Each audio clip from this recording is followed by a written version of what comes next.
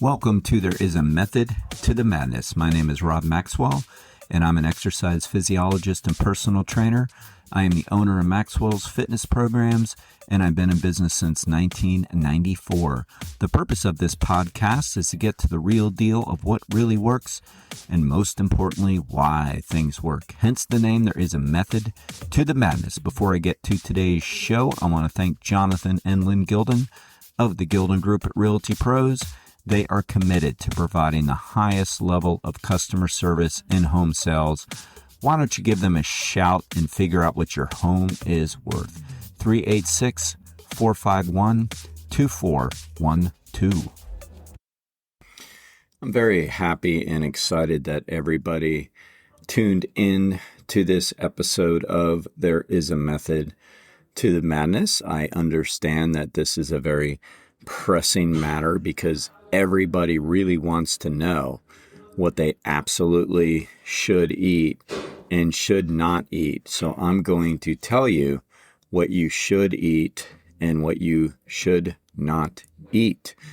I mean, we know, we tune into all of our different channels and on the TV, and we're going to get different opinions by alleged doctors. Maybe they are, but they're not necessarily playing one necessarily on TV at that point. We're going to go on to our social media sites and we're going to be told to eat this and not that. And I know you want to hear it from the horse's mouth, at least the people that listen to this, because you trust me, you trust the information, or you wouldn't tune in, right? So I'm going to tell you, there isn't any eat this and don't eat that, okay? Now, I could just end it right there and we'd have ourselves a nice 2-minute and 12-second podcast. But I'm going to explain that a little more. Since I can remember, and everything that I've looked before I got into this industry, which was in the early 1990s. And I was studying health and fitness even earlier than that because I was a gym rat that loved to work out. So basically from the 80s on, I've been looking at this stuff. And then when I look at the history of this type of thing, which is basically a cult dieting, I like to call it, it's been going on forever. I mean, you can go back to religious beliefs, and, those are normally for different reasons other than weight loss, weight gain, or health and fitness. They're usually not about that per se, but it's still this dogmatic way of avoid this and consume this type of thing. The reality is this: human beings are omnivores.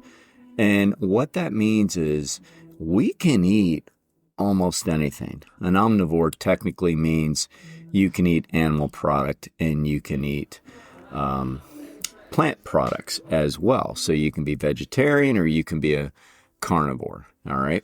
So we can eat almost anything, and not to be like silly or rude, but it kind of looks like we do, right? Here's what we need to understand, that the diet industry is a multi-billion-dollar industry. None of the information that you're receiving out there that you're getting is new.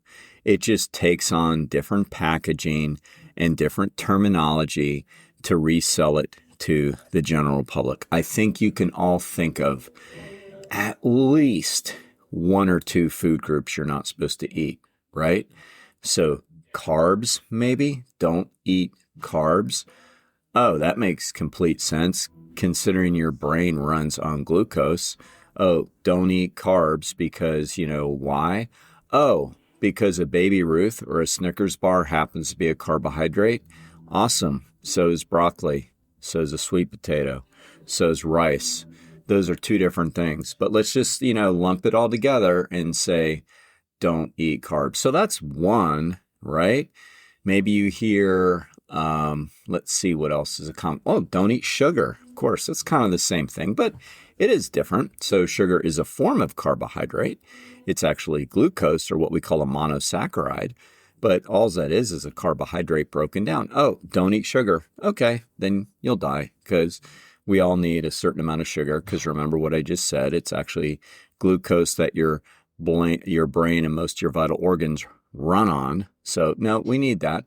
Oh, you mean don't eat overly processed sugar and too much of it. That's really what you mean, right? Yes, that's what the experts mean. Don't eat too much of it.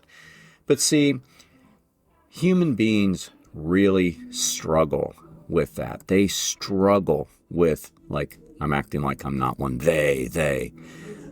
We struggle with gray area. We don't like to have to make decisions for ourselves.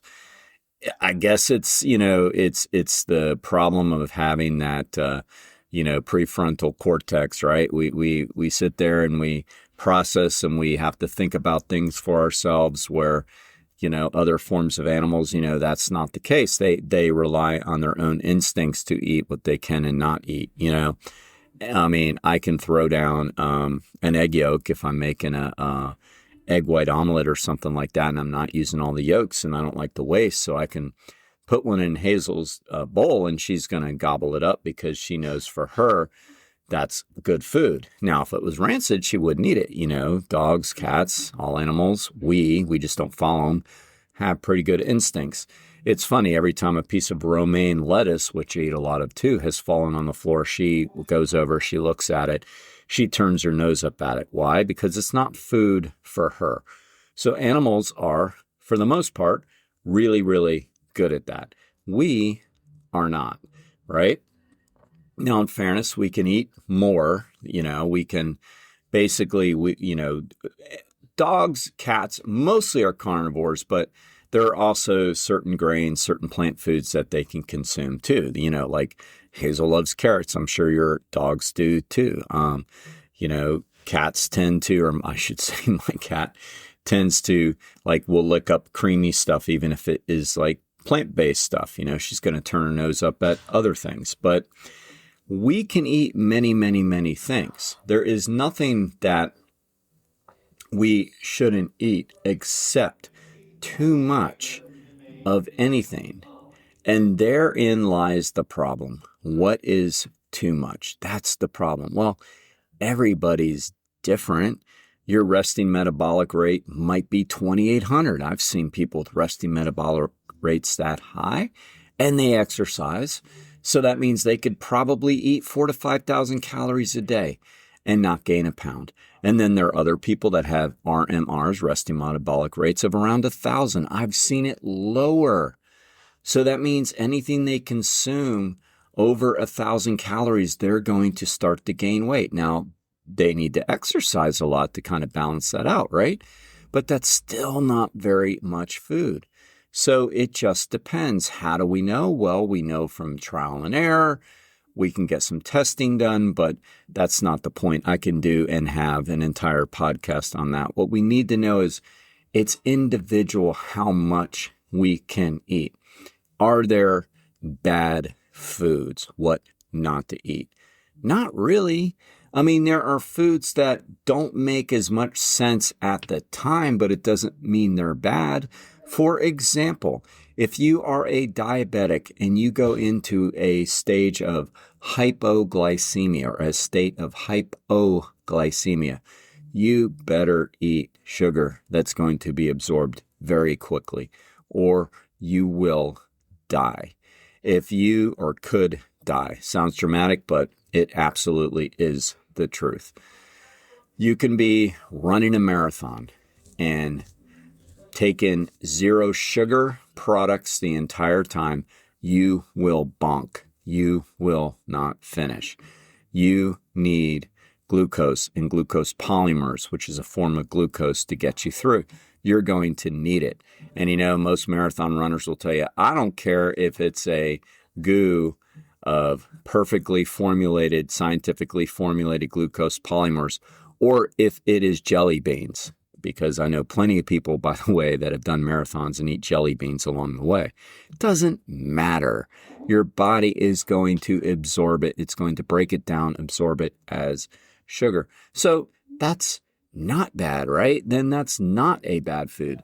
Now, you could be sitting at home, kicking back, watching your favorite television show, and open up a bag of candy and munch, munch, munch, munch. Is it a bad food? No, but it's really unnecessary, and it's probably way more calories than you need at that particular time. It's not like you're in action or in motion, and sugar isn't going to store as well as glycogen, as glycogen like your complex carbohydrates are. It's not that it's bad, it's that it's unnecessary.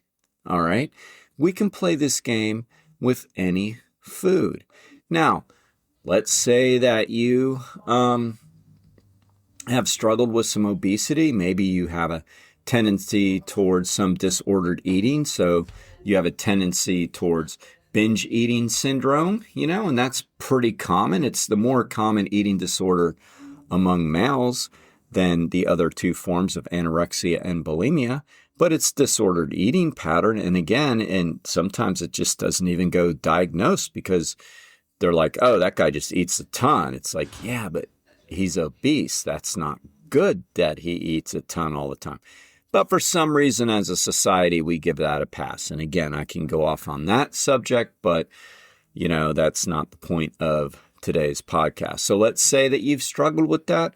You've had an obesity issue and you lost weight, and you lost it, of course, the only way, really modifying your diet, exercising more, eating less for what you need.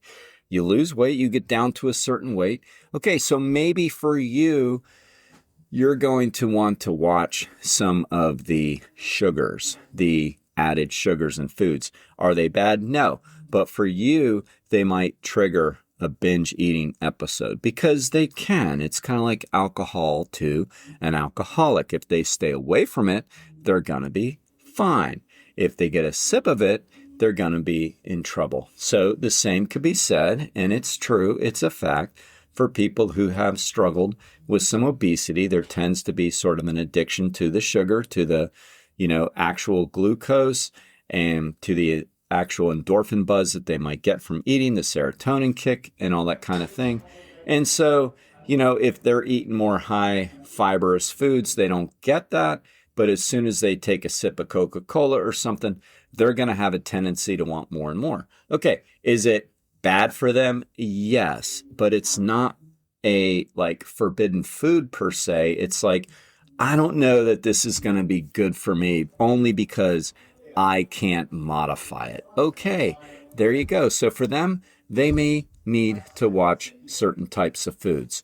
If you have heart disease, study after study after study has shown that if you have high cholesterol, if you start to have some blockage in your arteries, one of the worst things you can consume is saturated fats and trans fats. That's not good. Does that mean all fatty foods are bad? No. What if you don't? What if you have inherited a perfect liver and you don't have the tendency to increase your cholesterol levels up to even remotely bad levels? Because a lot of cholesterol is genetic. So what if you don't? You're not overweight and you simply like fatty foods. Okay, why is that bad? It's not. We have to understand that not everything is black and white. But for that cardiac patient who went in, had their cholesterol checked, and their total cholesterol is low, their LDL cholesterol is way too high, their HDL cholesterol is too low, and their ratio is low. Okay, the doctor, if they're being responsible, and I don't know any that are not, are going to say, you know what, you need to get on a low-fat diet because it's the saturated fat that we know that increases the cholesterol in the bloodstream. Sugar does to an extent too. But if you ever notice, most calorically dense foods are high in processed sugars and fats. So for them, they're going to want to modify their diet. Go more plant-based, go more vegetarian, eat more fiber. Is it bad? No. It's what works for you, okay? Finally, what are the great foods, the super foods you should eat? Oh man, let's just make that supplement industry that's also a billion-dollar industry even richer. Come on, people. Yeah, I know you're not that dumb. Really? I mean, come on. That old snake oil salesman stopping at your door telling you if you just consume these superfoods, your life's going to get rosy. Come on. You know that's not true, right? I mean, I have to say it to you straight right now because I really can't believe how many people still fall for that crap. There is no such thing as a superfood. You could put protein into that category. You know, you have all these people. Man, I don't know why I follow these accounts because all I do is bitch about them later on. But it's like I see these people and they give you the 8 rules for life, you know, type of folks on these fitness, websites or whatever. And one guy, well, not one, they all do it, but they list 8 things. And almost every time one of the 8 is, and eat high levels of protein. It's like, okay, protein is not a superfood. Protein is one of 4 macronutrients. The other 3 being carbohydrates, fat, and water. Macro means you need it in larger quantities. That doesn't mean a ton. It means more than micro, which you need for vitamins and minerals, just a little bit. So you need enough. You need enough. Like if I'm going to give you a blanket number for most people, it's going to be somewhere around 90 and 160 grams a day. If you weigh more, you might need a little more. If you weigh less, you might need a little bit less. But that's not high protein. So why does it work well for people? Well, because protein, typically, if you eat lean proteins, it's pretty low in calories. So like if you eat Greek yogurt, it's pretty filling and it's only 90 calories. So, that's why. Does that make it special, great, and super? No, we just need enough. We just need enough of everything. And the bigger and more active you are, the enough is more. Right? If you're smaller and inactive, the enough is less. We just need enough. There are no foods we have to consume. There are no foods we should never consume. It's really about learning how to moderate. And getting back to that sugar example, because I think it's very important. Too many people become zealots out there, and you should never do this, and you should never do that. Again, if you are that person who is triggered by processed sugary foods because it's going to put you on a food binge, then yes, you probably should learn to eliminate to the best of your abilities. But if you're a person who has great blood sugar levels, you are active, you are by no means overweight, and you want to have a little bit of candy after every time you exercise, or maybe just as a little bit of dessert every day, who cares? It's working for you. That's fine. If you can do it, do it. If you can't do it, don't do it. It's not about the foods, people. It's about you, your behavior, your ability to moderate or not moderate. Nobody can sit there and make you do what you need to do. You have to get out of that right and left thinking and get in the middle and figure out what works for you. But please quit demonizing foods. It gets really, really old to us professionals because we're constantly fighting this battle. I'll leave you with one more story on that. Years ago when I was teaching sports medicine, I had my students do all this research, go and find all this data. I already knew the answer because I'd done it before, but I wanted them to see it. And I had them pull up all the specifications for the diets, like the Atkins diet, which is eat as much fat as you can eat, and don't eat carbohydrates, basically, which now they just call keto. They just, renamed it. That was the main one we looked at. And I had them go to the website, Dr. Atkins' website. And I think I looked at a couple. But anyway, I'll just keep it this one. And, they were supposed to pull up exactly what the recommendations were based on the diet. And I said, all right, so pull up their typical day's diet for an average-sized person. And they did. They brought it in. I said, all right, now let's break it down. Let's go in here. Let's open it up. Let's find out how many calories are in each meal, how many calories this person's consuming all day, how many grams of carbs, how many grams of fat, how many grams of protein, yada, yada. Let's figure it all out. And then we pulled it up. And I said, so what stands out to you as why these people are losing weight on this Atkins diet? Is it the fact that they're eating 0 to 20 grams of carbs a day and the students who are young look at it and go, well, they're also only eating about 900 to 1,000 calories a day. Like, right. That's the only reason. Like, the textbook way that they wanted you to do it was working because you're on a low-calorie diet. There's only so much cheese and meat you can eat. You're on a low-calorie diet. It's not like you're going to eat 3 blocks of cheese for lunch, right? So all of these diets work because they get you to eat less. What I want you to do is figure out, if you need to lose, how can you get yourself to eat less without any of this magic potion BS stuff that's being pushed out there. All right? That's your homework. Thank you for listening to today's program. I ask you to please follow the show wherever you get your podcasts, and please select automatic download because that really helps the show. Now I want to thank Overhead Door of Daytona Beach, the area's premier garage door company. They have the best product. They have the best service. I personally vouch for Jeff and Zach Hawk, the owners. They are great people with a great company. If you have any garage door needs, please give them a shout at 386-222-3165.